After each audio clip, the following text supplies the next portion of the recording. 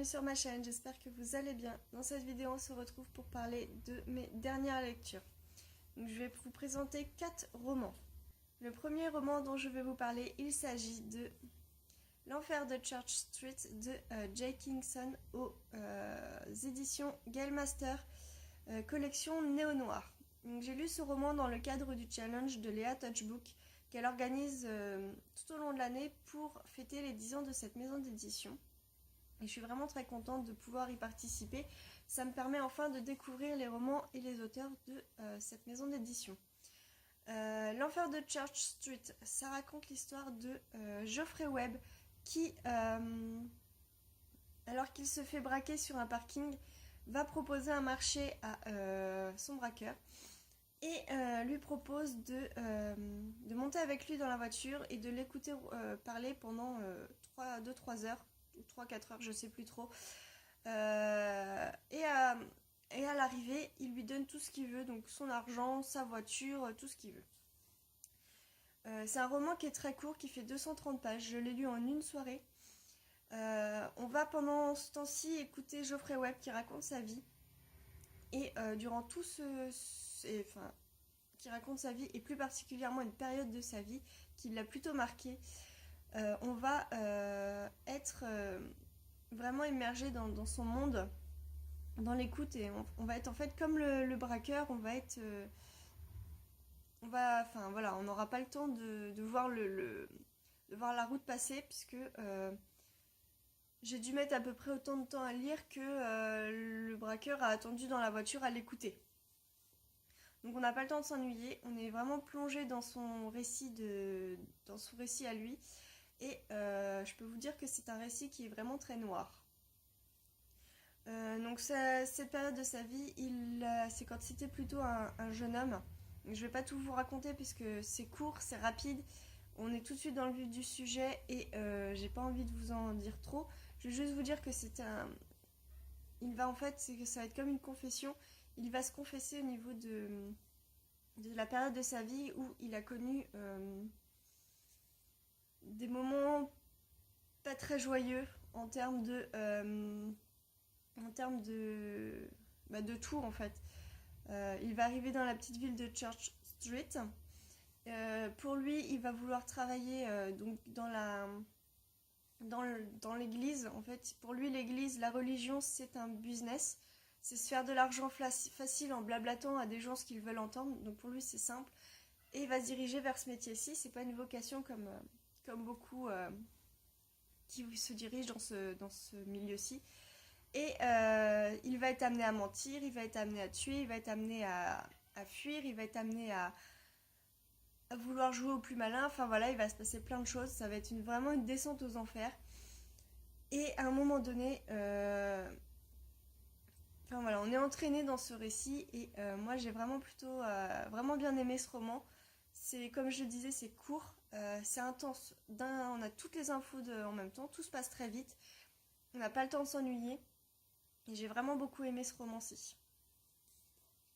Le deuxième roman dont je vais vous parler, il s'agit du tome 4 de la sélection, donc L'Héritière de Kyra Cass, aux éditions Robert Laffont dans leur collection R.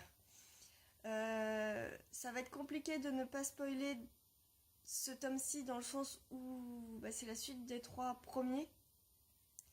Donc pour ceux qui ne l'ont pas lu, vous passez pour que je ne vous spoile pas le roman. Donc c'est l'histoire de Edeline. Donc Edeline, c'est la princesse d'Iléa. Donc c'est la fille de America et Maxon, qui sont roi et reine du royaume. Et on va les retrouver dans un pays qui a été en paix pendant quelques années, mais qui aujourd'hui ont quelques petits soucis quant au niveau de la politique. Donc c'est-à-dire que ce que Maxon et America ont aboli au fur et à mesure des années ne plaît pas à tout le monde non plus, et du coup il va y avoir quelques émeutes et ils ont quelques soucis à faire régner la paix. Du coup, Edeline consent à distraire le pays, puisque pour elle, la sélection n'est pas... Elle n'a pas envie de se marier ni quoi que ce soit, elle a envie d'être de diriger le pays seule, etc. Donc du coup, pour elle, la sélection, c'est vraiment pas du tout ce pourquoi elle a envie de vivre. Elle n'a pas envie de vivre au crochet d'un homme, etc. C'est la future reine, donc évidemment, voilà.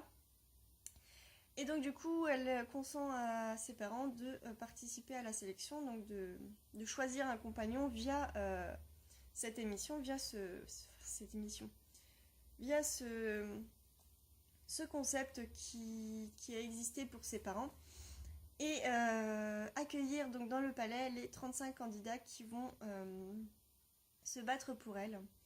Donc c'est un roman qui m'a plutôt quand même pas mal plu, dans le sens où on est de l'autre côté, donc là on est du côté du sélectionneur et non des candidats. Même si au début Edeline m'agaçait, puisque c'est une princesse, elle est pourri gâtée, elle a tout ce qu'elle veut, tout ce qu'elle fait c'est pour elle.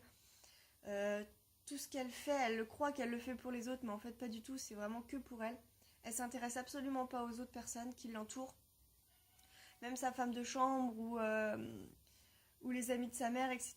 Elle connaît absolument pas ce que chacun ou chacune peut ressentir. Donc du coup, c'est vrai qu'au début j'avais un peu de mal. Et en fin de compte, au fur et à mesure de la sélection, on se rend compte que elle s'intéresse aux gens. Elle va aller vers eux, elle va s'intéresser, elle va se poser des questions sur eux. Et du coup, sur ce que elle est au fur et à mesure. Enfin voilà, elle va évoluer en maturité, je trouve, au fil du roman. Et donc je suis quand même assez pressée, on va dire, pressée d'avoir la suite et de continuer et finir cette sélection. Pareil, au niveau des candidats, on s'attache plus ou moins à certains des candidats, et donc du coup, c'est une sélection, on sait qu'au final, il n'y en aura qu'un.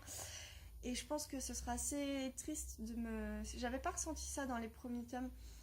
Dans celui-ci, je me suis attachée au garçon qui cherche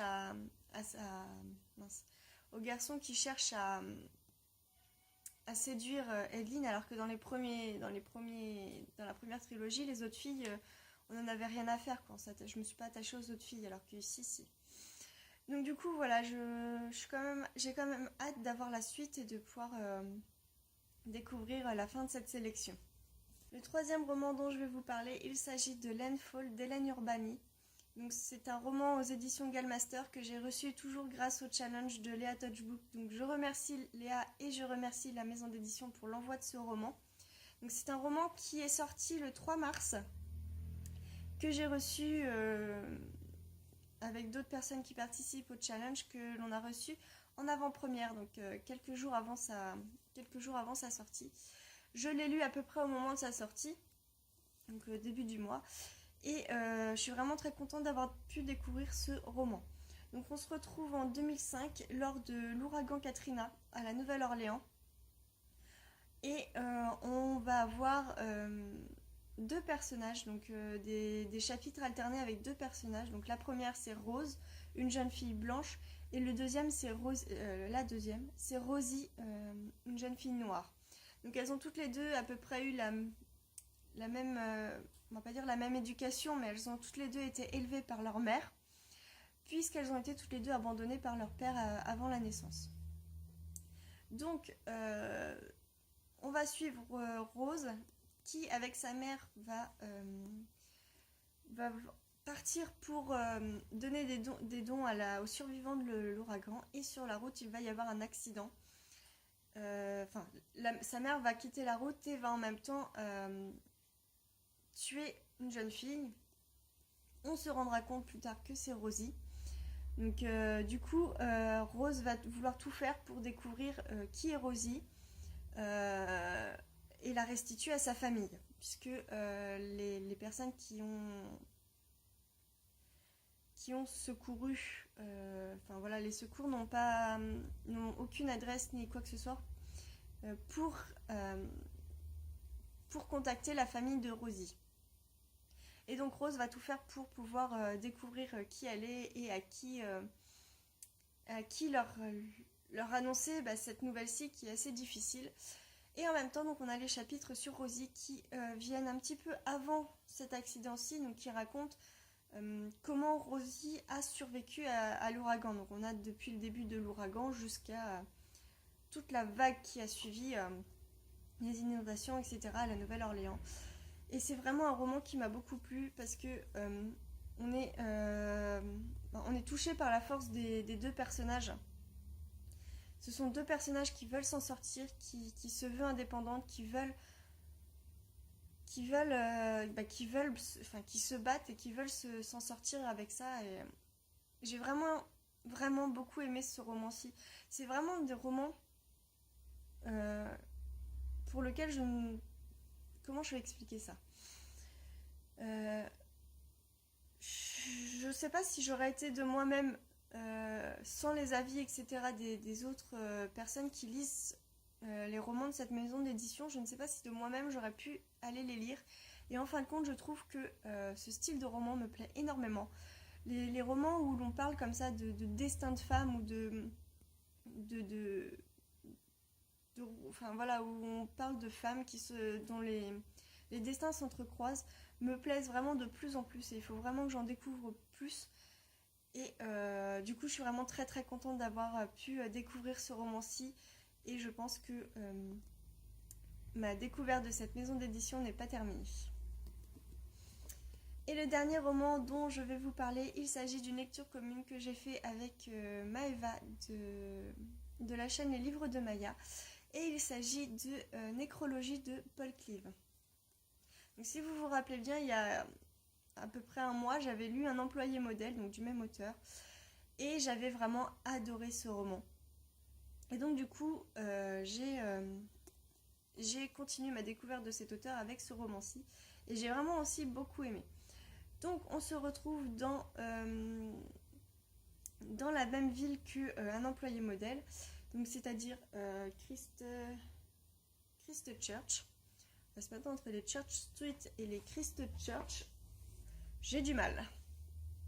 Donc on se retrouve donc à Christchurch avec donc la même ville, à peu près à la même époque dont se passe l'action d'un employé modèle.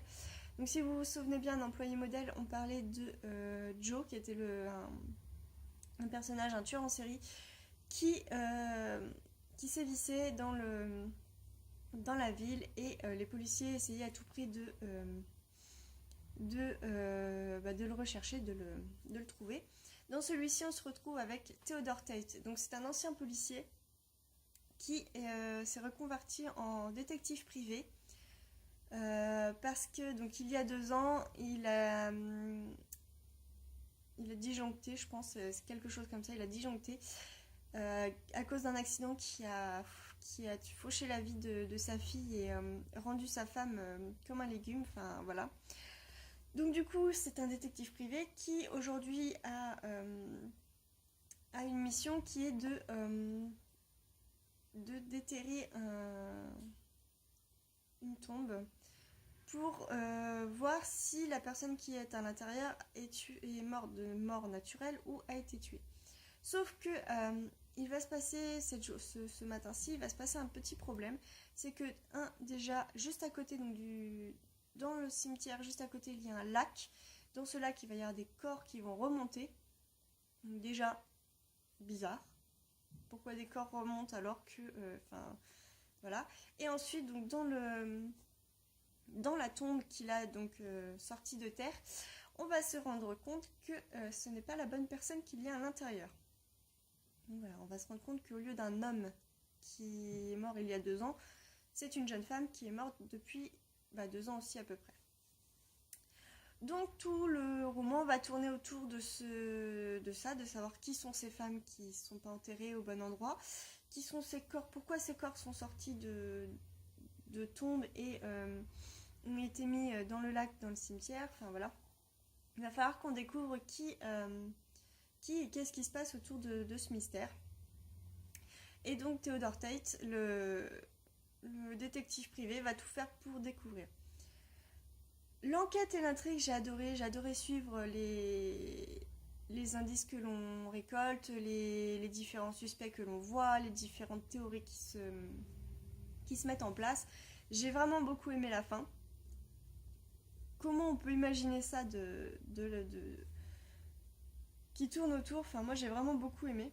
Ça m'a beaucoup plu. Par contre, contrairement à un employé modèle, j'ai eu beaucoup de mal avec le personnage de Theodore Tate, Théo.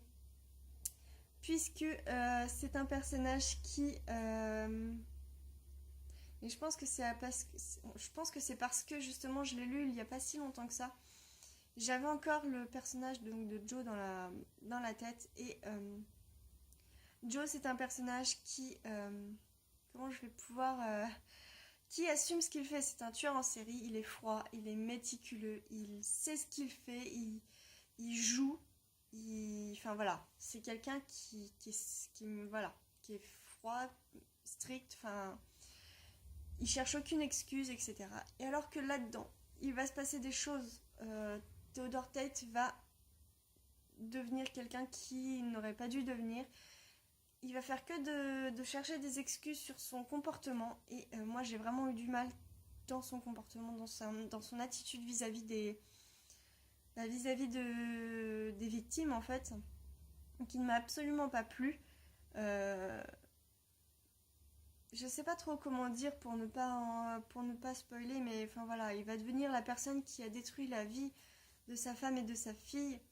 Et à côté de ça, bah, il va se trouver des excuses, il va s'apitoyer sur lui-même.